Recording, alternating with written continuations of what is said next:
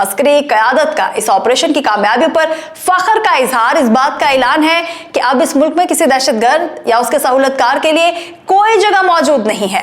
लेकिन नाज़रीन, जहां हम अंदरूनी सफाई कर रहे हैं तो वहीं हमें मगरबी सरहद पार बैठे इन नाम नेहाद दोस्तों और उनकी मुनाफकत का पर्दा भी चाक करना होगा। कोर कमांडर्स कॉन्फ्रेंस की अफगान तालिबान हुकूमत की जानिब से दहशतगर्दों का खुल्लम खुल्ला पनाहगाहें फराहम करना और पाकिस्तान के खिलाफ गुमराहकुन प्रोपेगेंडा मुहिम को इंतहाई सख्ती के साथ मुस्तरद कर दिया है।